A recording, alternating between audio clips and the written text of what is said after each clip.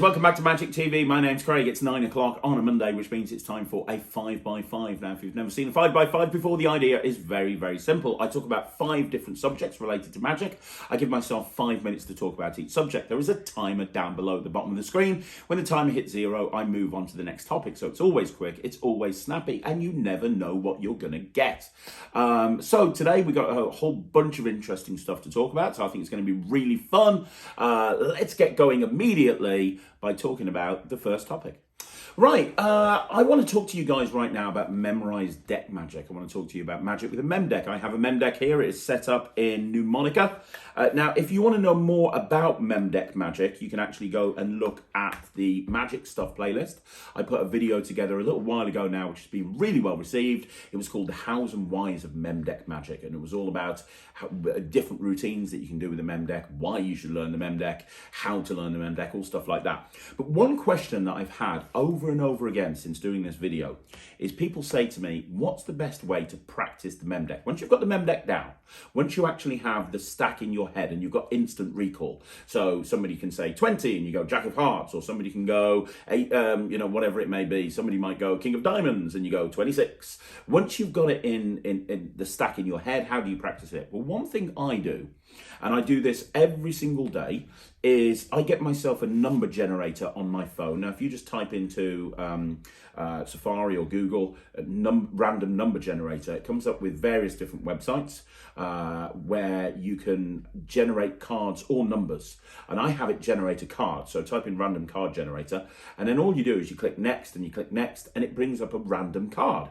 Once it's brought up that random card, I just try and jazz with the deck, and I try and cut to that card or find that card, and I try to make sure it's a different method to do so every single time. And this is something I learned from Tom Crosby. It really is the best way to get really good at a mem deck, because you're having to think on your feet, and a different card is being generated each time. So I'll give you an example. Sarah's behind the camera. Hey, Sarah. Hey. Do me a favour, please, and name a card, any card that you want to.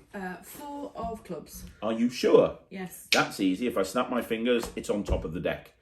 4 of clubs is number 1 in the stack in Mnemonica, Sarah. You couldn't have made it more easy for me if you tried.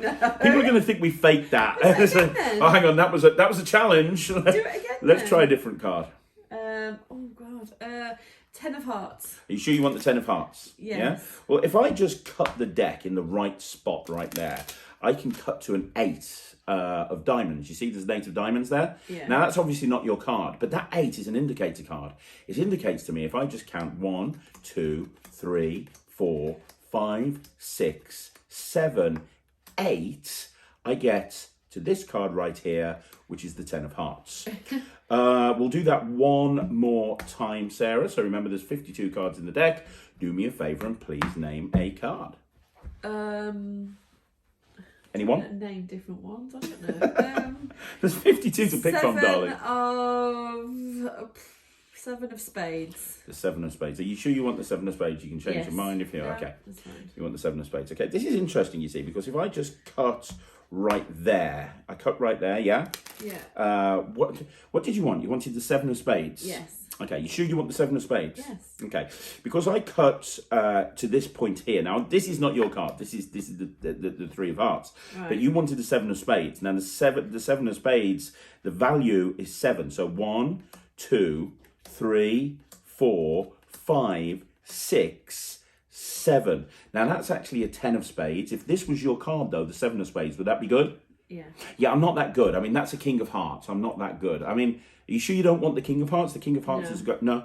Well, if I take that King of Hearts and wave it over the 10, I get the 7 of spades. That was the card that you wanted, right? Now, the thing is, it's only an illusion. It was only ever the King of Hearts to begin with. You get the point that I'm trying to make. You use different techniques, you use different principles, and you just try and jazz and find that card in a different way. And sometimes it might be spelling down to the card. Sometimes it might be spelling it out. You want to start with a cut. So you want to learn how to cut and try and get as close as possible. So, Sarah, name a card. Quickly. 9 of diamonds. I don't know, the pressure. Okay, well, just so you know, that's the bottom card of the... Oh, it's not, because I didn't reset the deck. Hang on a minute. Look, if I just cut the deck with one hand, I get the 9 of diamonds. There you go. Boom. And that's the other thing, by the way, guys. I breather crimp my 9 of diamonds so that when I've found it, I can cut to the card. But the 9 of diamonds is the bottom card of the stack, and the 4 of clubs is the top card of the stack. You were able, out of 52 cards, to name the top and the bottom card of the stack, which is pretty cool. Guys, that's how I practice every single day. I practice jazzing, and that's how I practice keeping my mem deck in order. So I hope that helps, and let me know what you think down below in the comments. So one thing that people say that they like about the 5x5s is when I tell funny stories, and I've told a few different stories through the last few videos, and I'd like to tell you another one right now. The thing I need you to understand is when you've been performing magic as long as me, you're going to have a few nightmare stories, you're going to have a few funny stories. I was speaking to Shaun McCree about this when I was interviewing actually for a future Talk Magic. And he said that, you know, the thing about performers, the thing about magicians is when we get together, we share war stories with each other. We don't tell people about the best gig in the world. We always tell people about the worst gig in the world. And it's absolutely true. And there's something that's happened to me a couple of times in my career. It's happened more than it should have, actually. And every single time it happens, it is the single most awkward thing that you can possibly think of happening as a magician. So the first time it happened was a few years ago now, and I was booked at a corporate conference. I say it was a conference. It wasn't really a conference. There were about 80 or 90 people in this room. It was like in a big function room in a really nice hotel. And they'd done this day for all of the staff. And it was coming towards the end of the day, and I'd been booked to do a cabaret. So my job was to come on at the end of the day and kind of give people the wow factor and do like a half an hour show to finish off. It's always awkward when you're not awkward, that's not the right term, but it's always a little bit more of a challenge when you're walking on stage cold compared to, for example, like a wedding. If you've done close-up magic before, when you walk on stage, people know who you are, so it's a lot easier to get the crowd on side immediately. It's always a little bit more awkward when they haven't seen you, and I hadn't done any close-up magic. I was literally walking on cold. I was the person that was closing off the whole of the event. And the MD was saying a few words, or the CEO, MD, whoever he was saying a few words before I actually got called on stage. And I was standing in the wings, waiting to get called on. They had my walk-on music ready. Everything was ready. I had my act set up on stage. It was all good to go. And then I heard him drop this little bombshell. He told the audience that it's been a fantastic day, thanks very much for coming, and that he had some bad news, and that within the next 3 or 4 weeks, they are going to have to get rid of 25% of their workforce, and that they are going to be contacted by HR over the next couple of weeks to talk about their future within the company.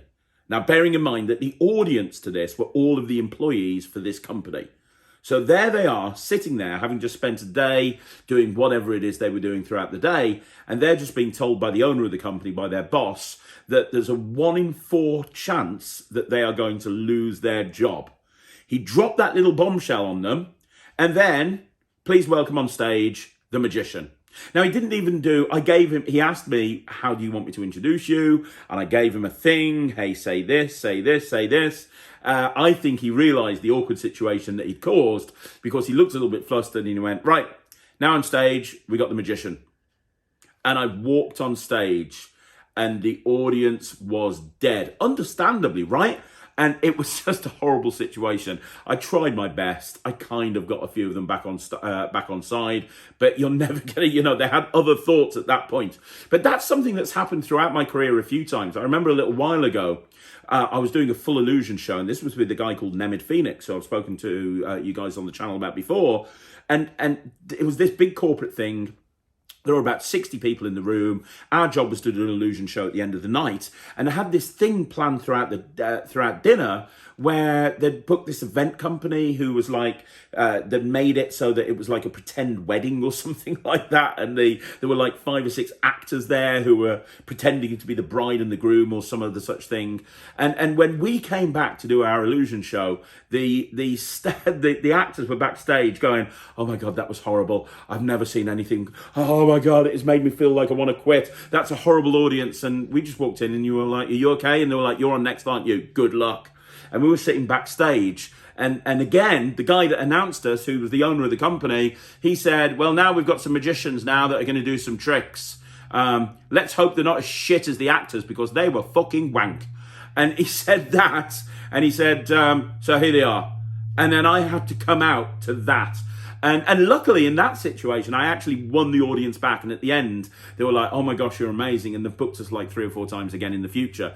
But it was hard winning them over. Have you guys ever had a situation like that? Have you ever had a situation where you walk on stage and it's made a lot more difficult than you expected it because of what's happened beforehand? If that's the case, let me know in the comments down below. Okay, so I want to do a review of Impossible Matrix. Now, I am going to be doing a review show special at some point on John Kennedy magic, because I think that a lot of people, because his stuff doesn't really go through Murphy's and you don't find it on many dealer shelves, I think a lot of people overlook a lot of John's material, but the stuff he's put out over the years is nothing short of incredible, and he's got some wonderful routines. And so I am going to be doing a review show special on John Kennedy at some point, but I want to do kind of a mini review. It's not really a review, it's more of a highlight of one of the routines that I really like of his, which is Impossible Matrix. Now, you can get this directly from John Kennedy, and it's a version of Matrix. Now, for years, this is the Matrix I used to do, and I'll be honest with you, I don't really do this anymore,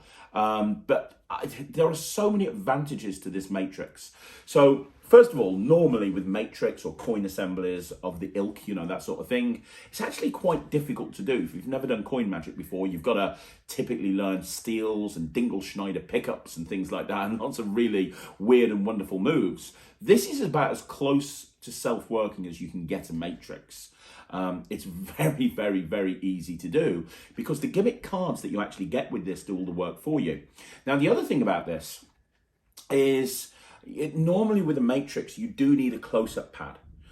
This doesn't need a close-up pad. I mean, obviously you do need a soft surface, but because of how it's done, I used to do this. So I'll tell you, when I said I did this for years, I used to do it in I had lots of residencies that I used to do for a place called the Spirit Group, and all of their residencies, there were the bar where they wanted me to perform a lot of the time. There were lots of bar mats down, and I found these bar mats were absolutely perfect for doing this routine. So you can do it on a bar mat. You can even like take a little cloth and drop it over the cloth. I've actually done this with 2 napkins before because it doesn't really need much give because of how it works. It needs a small amount of give, but hardly anything. The other thing is this is completely angle proof because of how it works. Normally when you do a Matrix and you're doing something like a Dingle Schneider pickup move, when you pick up the card and you've got the coin with it, people can see from behind because you're hiding a coin underneath the card. That's not the case with this. Because of how this method works, once I pick up these cards, I can very cleanly show them both sides. I can show my hands are empty. And one more advantage of this is you can use any coins. You can even borrow the coins. As long as you are aware of which coins you're going to borrow, so you've got the gimmick set up, you can borrow coins with this and you can go into it anytime, anywhere. The coins are examinable at the beginning and at the end. So it's really nice if you're wanting to get into coin magic and you don't really know where to start and you want to start learning a Matrix. This is a really nice Matrix to do that's not very difficult. You'll watch the download, which is like 5 minutes long, and you'll immediately understand how it works, and you'll immediately be able to incorporate it into your shows. There you go. You want to learn how to do a Matrix? I highly recommend John Kennedy's Impossible Matrix. I don't do it anymore, but I did it for years and it always stood me well. So Sarah, I'm going to show you the most amazing coin trick ever. You ready to see the most amazing coin trick ever? Yes. I have three coins, American half dollars. Can you see those? I can. And I also have these 2 cards. Now, it doesn't matter what the cards are. We've got a 10 of diamonds and we have a 4 of clubs. I want you to see there's nothing else in my hands. I just have 2 cards. I have 3 coins, 2 hands, 10 fingernails. You know, you get the idea. There's nothing else in my hands. Now, I want to show you watch. I'm going to go really slowly. This card here, I'm going to put on the table over there. Right. And then over here, we've got the 3 coins. I'm just going to cover them up like that. Is that fair? Yeah. Now watch. I do nothing but this and this. Do you know what happens when I've done that? No. One of these coins disappears from over here, and believe it or not, it actually goes underneath this card over here. I actually made the first coin jump. Now I'm going to do that again for you because you missed it. That's the first coin that's gone. It leaves us with 2 coins to go. So I'm going to cover up that coin right there, and I'm going to take these 2, and I'm just going to cover them up over there. Is that fair?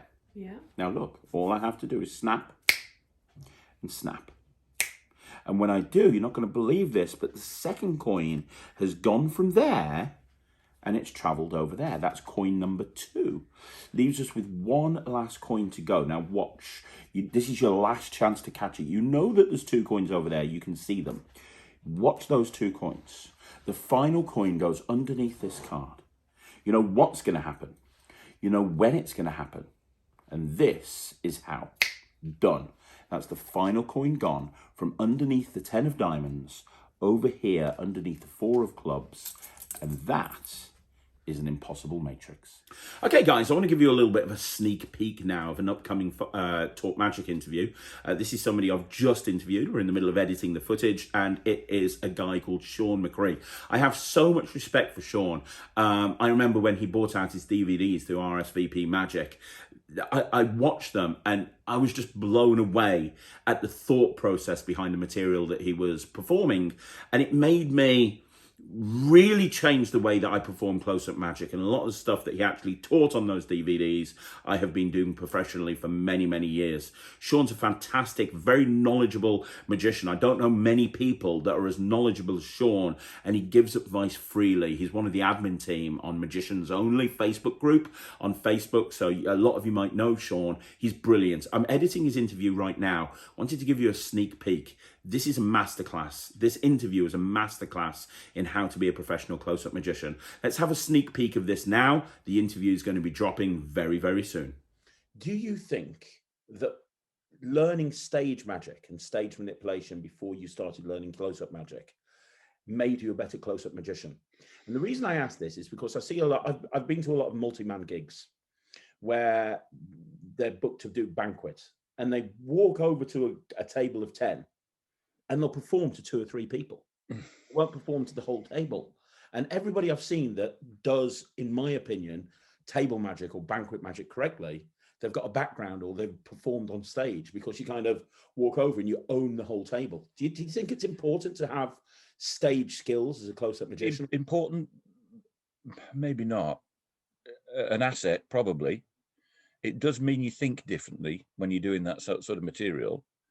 One of the things I learned very quickly, partially because I was doing the pubs following Joe, but partially also because at the same time I was doing like Michelin star places where there was no space on the table because there was 97 glasses in front of every person, and you know that everything's worked up here. And I know that Michael Amar, when I saw him lecture, was saying things like that you want things framed up here with you in your face so they can see you, and everything's done chest height and up here, not packet tricks down here where nobody can see it. But I think it's it probably is a bit of a, it's not, again, that's something that came about with the trade shows. You learn very quickly to transition from 2 people to 4 people to 10 people to 40 people, and you just kind of sort of step up and back and get sort of more stand up, I think. I don't know, it's probably an asset. Whether it's a requirement, I doubt very much. I think you know you can learn in either direction, I would reckon. Yeah. It was automatically the way we all did, because when pocket tricks were pocket tricks, they didn't conceive of being done at an event like that. So everybody went, and you'll see it sometimes at Magic Society dinners when the members go around and do tricks at tables instead of the performers going around doing tricks at tables. They do a pocket trick they do for 2 people in a pub. Yeah. Rather than something that the entire table can see and something that's up off the table and visible for everybody. Yeah, I don't know. It's a good question, though. It's interesting, isn't it? What advice, as somebody who's done stage for years and close-up for years, a question I get on this channel an awful lot is, how do I transition from a close-up magician into a stage magician? What skills do I need to learn? And also, how do I cope with the nerves of performing on stage? Because, you know, there's a big difference between walking out cold in front of 200 or 300 people and walking up to a group of 5 people in a pub. Yeah, that's kind of a difficult one for me to answer, really, because I didn't do that. I didn't transition that way around. So I just stepped back into what I used to do. You do need to think differently. I think the way you script things is different. I think when you're doing, like my after dinner stand-up is pretty tightly scripted. It feels relaxed and, you know, and you know, and there's bits in it when we're apparently corpse because somebody's made me laugh and all that, but it's in the same place every time, and the timing's the same every time. Because if you talk like that when you're performing in close-up, you sound like a robot. You just sound like you're on a script in a machine. You can have a script, but it be one that goes in different directions and you can deviate from. And like I say, sometimes, particularly in private party, I don't know what I'm going to do until I start doing it. And I don't think the stand-up isn't like that at all. You need, there's a different level of confidence, I think, that comes up with stand-up in front of hundreds of people. I don't know, really. It must be a lot more difficult to transition upwards than it is from stage to close-up, I would think. Yeah. Yeah.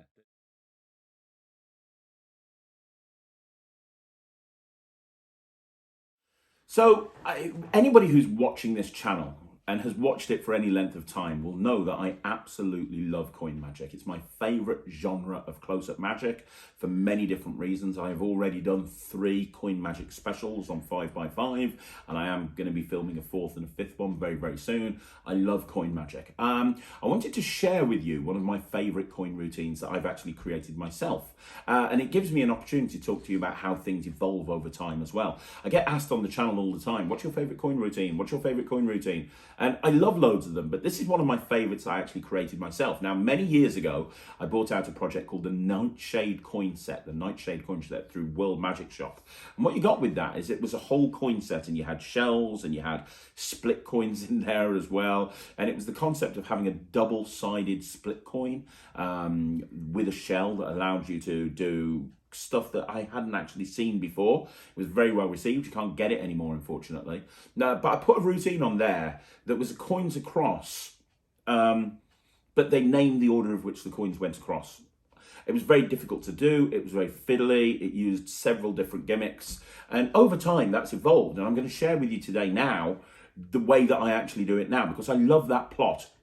And I think when you're creating magic and you're trying to make something unique for you, one of the ways of doing it is looking at a plot and seeing what you can do to make it fit you better. So, for example, I've done coins across for years, and I was like, well, how can you make coins across more interactive? Well, one way you can make coins across more interactive is by using 3 different coins. How would that make it more interactive? Well, it would allow me to have the audience decide the order in which the coins go across. And I've done this now for many, many years, and the reaction from the audience is crazy, even more so than a normal coins across, because they're deciding the order in which they go. Now, the version that I'm about to show you that I do now, it's completely streamlined. There are no split coins. There are no shells. The 3 coins are examined at the beginning. The 3 coins are then immediately examinable at the end. And there's no wordplay. They genuinely decide the order in which the coins go across. And the other nice thing that you'll notice in this routine is when you put the coins in your hand and you close your hand around the coins, at that point, you don't open your hand again until the end of the routine. It's not like there's a moment where you have to adjust, which you see in a lot of coins across, where it's like, okay, 1 coin's gone across, now let me put these 2 coins back, and you have to adjust. That's not the case here. So it's a really cool routine. It's evolved over time. It's one of my favorite coin routines. I'm going to perform it for you now. Let me know what you think in the comments. So I have 3 coins here, Sarah. Yeah. This is an old-fashioned English penny, basically. It's a copper coin. This one here is an American $50. It's a Kennedy $50. It's got Kennedy on one side and an eagle, which is the symbol of America, on the other. And this one here is a little red coin. It's a Chinese coin. It's got symbols on it, and the symbols mean made in Taiwan. Now, before we do anything, have a look at the coins. Check them out. Make sure they're okay. It's really important that you examine the coins here. I don't want people to think that I'm going to be cheating. I am going to cheat. I just don't want people to think I'm going to. Are they okay? Yeah. No dodginess going on here. Is that fair? Not that I can spot. Exactly. So 3 coins. So there's a trick in magic, and I know you've heard of this trick before. It's called the coins across. Okay. And the idea is that the coins jump from one place to another. We're going to try and do that. I'm going to pop the coins over there. Yes. And one at a time, they're going to go from over there over to here, right? Okay. But this is where things get different, because you're going to decide the order in which the coins go across. Remember, there's a silver coin, there's a copper coin, and then there's a Chinese coin. Right. Silver, copper, and we'll call the Chinese coin the red coin. Silver, copper, and red. Okay. Which one would you like to have go first? It's completely your choice. Silver. You want silver? Okay, watch. Done. See, over there now we've got the silver coin. That's the first one. You wanted silver? That's what you've got. Okay. Let's do it again. Some people say they're going up their sleeve, but they're not. We've still got the Chinese coin, that's the red one, and we've still got the Old English penny, that's the copper coin. Which one would you like to have go next? Chinese. Are you sure? Yeah. Now remember, it's not going to go up the sleeve. I'm not even wearing sleeves, but keep an eye on the sleeves. Make sure it doesn't go up, okay? If I just do this, that's the Chinese one. Okay. That leaves us with one final one. Now notice at no point am I opening this hand. This hand stays closed around the coins the entire time. The last one is the Chinese, is the English penny. It looks something like that. And that's 1, 2, 3 coins from this hand to this hand, and you can examine everything. So guys, that's another 5x5 in the bag. Thank you very much for watching. I hope you enjoyed it. Do me a favour, let me know what you think down below. And I am going to be filming some more 5x5 specials. I know they're really popular. We're going to be doing another one on coin magic. We're going to be doing one on stuff with cups and balls. We're going to be looking at some creators. It's going to be super fun. But do me a favour, if you want to see all of that and you want to see more videos like this, please like the video, subscribe to the channel, leave a comment down below. That would be amazing. And I'm going to be back again tomorrow at 9 o'clock with a Talk Magic, at 2 o'clock with the shorts, and at 6 o'clock with a Magic Live. I'll see you then. Thanks very much for watching. My name's Craig from Magic TV.